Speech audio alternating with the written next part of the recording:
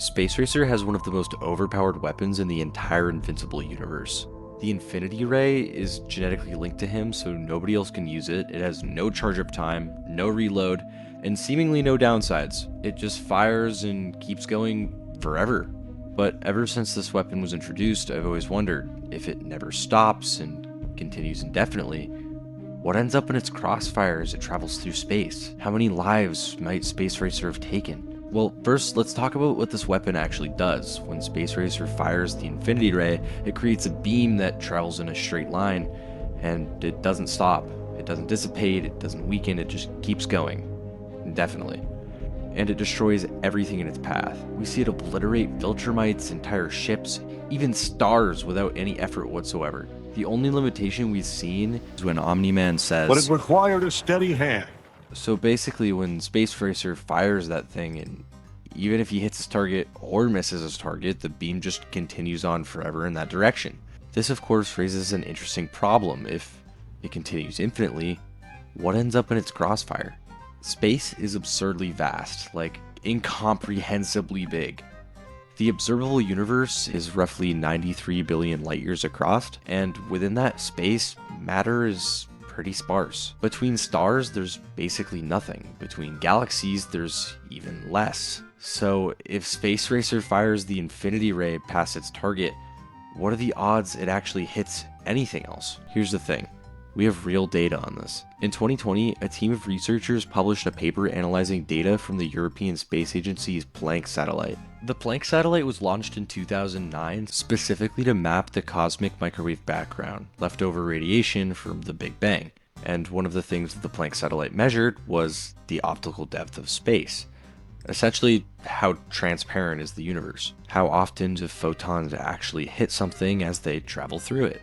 The answer they found was that tau equals 0.059. What that means in plain terms is that roughly 94% of photons from the cosmic microwave background have traveled the entire observable universe, billions of light years, without hitting anything at all. Space is so empty that light itself almost never collides with matter across cosmic distances.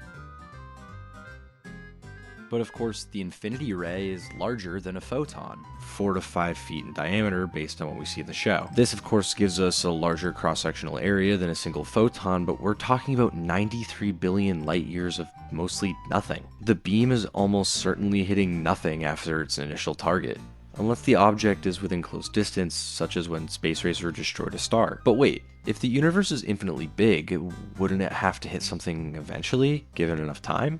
That's actually a great question. And, well, technically, yes. In a truly infinite universe where matter continues on indefinitely, any straight line would eventually have to intersect with something. But as you're about to see, the beam has a much larger problem to deal with. In fact, this is one of the problems that science deals with today. Assuming the Infinity Ray doesn't travel faster than light, as in the show, we can see it has travel time, taking a certain amount of time to reach its destination. This would make it subluminal, or slower than light. And this is where the two most important papers in history of cosmology become relevant. In 1929, Edwin Hubble published what would become one of the most famous papers in science. Working for Melt Wilson Observatory, he analyzed the radial velocities of 46 extragalactic nebulae and found something pretty cool. A rough but linear relationship between the distance and recession velocity of galaxies. Galaxies recede from us at approximately 500 kilometers per second per megaparsec, or 310 miles per second per megaparsec. What that means, for every megaparsec of distance between us and a galaxy, that galaxy appears to move away 310 miles per second faster. 1 megaparsec is 19 quintillion miles. To simplify, if a galaxy is 1 megaparsec away, it moves at 310 miles a second. But if a galaxy is 2 megaparsecs away, it moves at 620 miles a second. The further away something is, the faster space is carrying it away from us. This is Hubble's law. And what it means for the Infinity Ray is that the further the beam travels, the faster the space ahead of it is expanding away. And at some point, the expansion of space outpaces the beam's velocity entirely, and it can't simply catch up. But Hubble's law only tells part of the story. In 1998, Adam Rees, Brian Schmidt, and Saul Perlmutter and a team of researchers published a paper in the Astronomical Journal that changed cosmology. By observing supernovae at high redshift, they found that they were on average 10 to 15% further away than expected, meaning the expansion of the universe isn't just continuing, it's accelerating.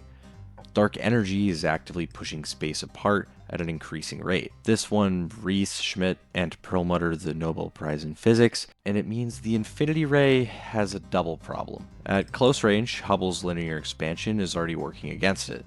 At extreme cosmic distances, dark energy kicks in and the expansion accelerates beyond that linear model, actively stretching the space the beam is traveling through, more and more, until it's being stretched faster than light can move, not allowing the beam to ever leave that section of deep space. But here's where things get complicated. When Mark reads Omni-Man's book about Space Racer, there's a scene where the infinity ray is fired and it hits a nearby star, causing it to immediately explode. This shot takes maybe 3 to 4 seconds, but with that short of a travel time, how fast is this beam moving?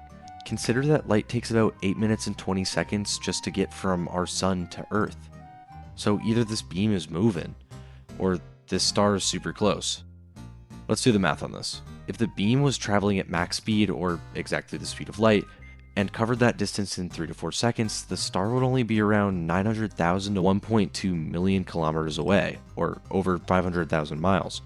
For context, our sun's diameter alone is 1.4 million kilometers, or 800,000 miles. So even at light speed, Space Racer's infinity ray couldn't even travel the distance of the sun's diameter, so that star would actually be closer than the width of our own sun.